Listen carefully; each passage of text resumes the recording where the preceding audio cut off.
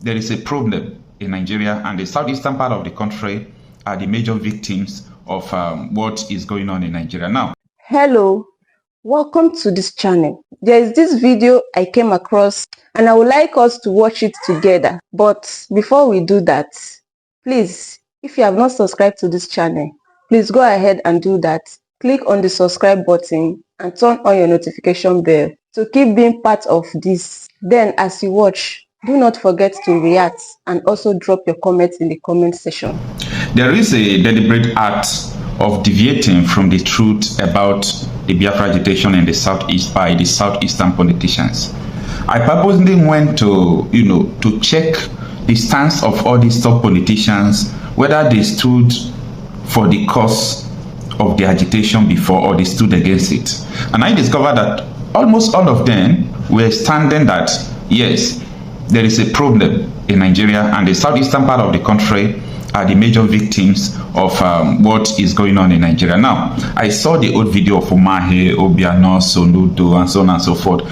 All of them were standing that the Biafra agitation, it is resurrecting because of the evil that is going on in Nigeria. This is what all of them were saying before. So in this video, I want you to watch what Soludo said before. This is an old video, it's not a new video. What Soludo said about Nnamdi Kanu, indirectly praising Nnamdi Kanu, saying good things about him and the Biafra agitation. So the question is this: why is all these politicians, or why are they deviating deliberately from the truth? Is it because of their political office, or is there anything else that they are not telling us? Stay with me in this video. At the end, let us discuss what could be the problem. Nnamdi Kanu, in my view, threw a bait and Nigeria took it. Today, he is the most popular political prisoner and will end up either as a hero or a martyr. But to his credit, he has forced Nigeria and the world to discuss Biafra.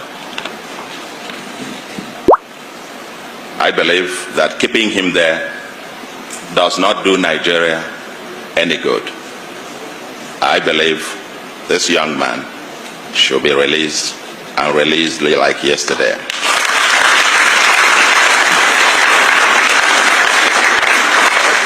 I will not be surprised if he becomes a subject of the next political campaigns.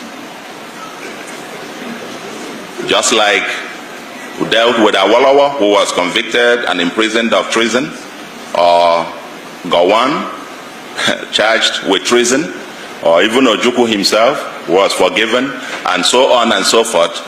I don't want to make any predictions, but I believe we need to solve this. Because according to Ofodile, this book, quote, he said, the lesson to be learned, if anyone cares to listen, is that the detention of Nnamdi Kanu, no matter for how long, will not stop the agitation of Biafra, end of quote. He further argues that the detention of Wazirike between 2005 to 2007 helped to radicalize his followers. The same thing happened when the leader of Boko Haram was killed. His followers became more radicalized. Detention of Nnamdi Kanu, I never heard of him before this time, to be quite honest. Never heard of him. I didn't even know about the IPOB or whatever thing. Until this thing, and you now realize globally it's become an issue and it's become mainstream. Now, and again quote, he says, this book argues that the idea of a customary government under the Supreme Council of Elders in accordance with customary law enjoys the support among a section of the Igbo, but it is the Biafra or death philosophy of Nnamdi Kanu that found resonance across the length and breadth of the Igbo nation. Therefore, there cannot be a resolution of the Biafran dilemma without a wholesome engagement of the Nnamdi Kanu /Uche Mefo faction of IPOB. End of quote. That's what this was. So, if I were President Buhari, quite honestly, I would be very suspicious of anyone who advises me to ignore the Biafran issue. I'll be very suspicious. Anybody who says that is either ignorant or being mischievous or quite patently doesn't mean well for the government itself. It probably wants the same government to repeat the mistakes of the past so that it could lead it down the train. We must start learning in this country. So let's talk Biafra. Where are the Igbo elite and the intelligentsia in all of this? Especially those in Nigeria. It seems, as this book points out, this is being driven mostly by the Igbo intelligentsia in diaspora, the new resurgence. The new ones within, there seems to be a division, 3 classes you can identify. The ones within the mainland, and I'm shocked, and you discuss, they have a different point of view. Those in diaspora within Nigeria, so to speak, who are in Abuja and Lagos and so on and so forth, Kanu, Kaduna and so on. And an elder was asked about that, living in one of these northern states, about Biafra. And they asked him, what do you think about this Biafra? He said, well, nah, I just didn't know.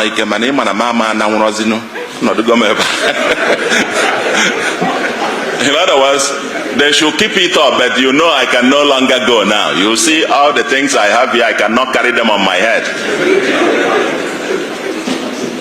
So,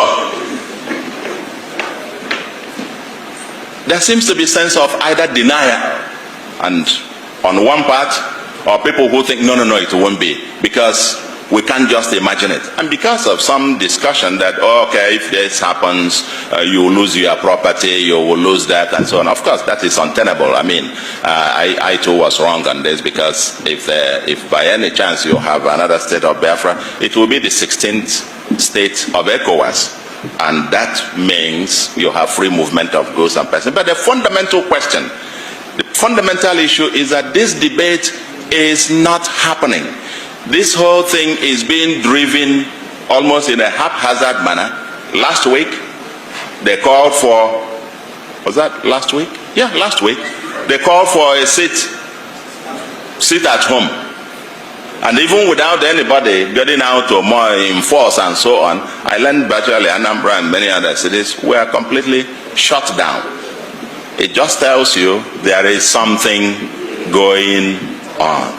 But again, where is the elite in this? What is missing is structured debate and the apparent elite aloofness or complicity or hypocrisy. The elite in denial. For the politicians who think you can just, let's use them temporarily, let's use them. Just go on, while we can then use that to negotiate for something here. I can tell you, you will create a monster that will consume you. When that inferno comes, both us, everybody else, and the kind of thing that happened in Biafra where dissent, any dissent was considered a saboteur. Okay? You might get to a point where you will be telling them, just go on, while we can negotiate here, get something for ourselves in Abuja. I can tell you, these guys are no fools. At some point, they will look at you too and know that you're actually part of the problem. And so on and so forth. So, I say, let the debate must begin. The late Dr. Pius Okibo, in this book as well, presented what the memo by late Dr. Pius Okibo presented to the Biafran government on the economic viability of Biafra. Nobody is talking about what the currency will look like. How will you fare with international trade? What kind of constitution are you talking about? And Affordile forcefully argues here that the Ahira Declaration of 1969 came too late. They had intelligentsia pushing for Biafra, but there was no organized structure. That if they had done what they did towards the end of the war at the beginning, Biafra would not have ended the way that it did. But what is shocking is people talk about this in their bedrooms and in their parlors, and then you come out and everybody is just and so on. I'm sure it will not take long. So what I am calling is that we must, the elite, the intelligentsia, get out of the closet and let us, now that the issue, the president in New York made a point. He said there will be no referendum. Now, and I said, my reaction to it was, oh my God. So you have listened to what the governor of Anambra State is saying, the incumbent governor, Mr. Chukwuma Soludo. Actually, people do not understand the genesis of the resurrection of the quest for the restoration of the sovereign state of Biafra. You could term it as Biafra agitation. A lot of people don't know the real genesis of all these things. And you see, all these people, especially the new generation Biafra agitators led by Nnamdi Kanu, I don't see anything that was contrary to the law that they were doing when they started. Even to the extent that these people went ahead and proscribed a group, an association that is not even carrying knife, that is not carrying weapon, that is not terrorizing, because they were seeing that their influence is a threat to their political dynasties. Well, that is just what I think that happened. Now, these people, because of politics, and they see that for you to be elected into any position, you don't have to stand that Biafra agitation is justifiable. You have to tell the whole world that you condemn it. You have to condemn people who are also agitating also, for them to see you as a good person. That is a betrayal of the highest order. But it's not limited to these governors. It's limited, it's unlimited when you see the political class in Nigeria. It fills all their terrain, their thoughts, their doings, their homes. What they don't tell you is this. They know the truth, but they want to appear as, I'm a patriotic person. Okay? If they hear about someone who is saying, we don't want this country to go like this, let's do something, they'll come and tell you, no, you are not a good person. Nigeria is one, we must make it one. Sometimes I ask, what kind of education, or is it a culture that affects us? Because it's not about education. Professors are in this mess. Doctors are in this mess. Now, the truth about all these things is that you are seeing the problem. Let me tell you, this coming generation, they are not going to tolerate shit that we are tolerating. Okay, despite our generation is different from all these old generations who keep on talking about Nigeria should continue like this. We disagree. But the generation that is coming forth, they will not tolerate shit.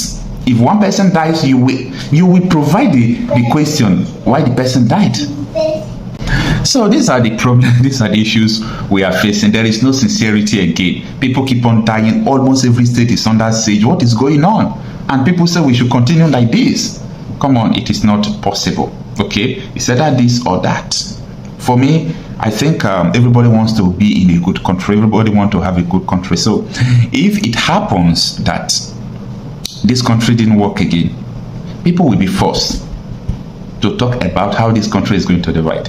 And let me tell you, all part of the country are guilty of contributing to the destruction of Nigeria. Okay, what I see is that there is incompatibility between all the whole tribes in Nigeria, or religions in Nigeria, and so on and so forth. The incompatibility is the issue, not the real people. But because of the result of the incompatibility showing in people, people are saying Nigeria is tribe, others. Anyway, I don't blame anyone for what they say. But what I'm saying is that Nigeria is not sustainable, and people must continue to stick with the truth. So that, let me say, from now till next, 2 decades, 3 decades, your next generation will be able to come out of this mess. So I know what I'm talking about. This is a generational bondage I'm saying. But it will take courage of the people to get out of this mess unto their freedom. Thank you for watching this video. Please leave your contribution in the comment section and also do well to subscribe. I'll see you in my next video.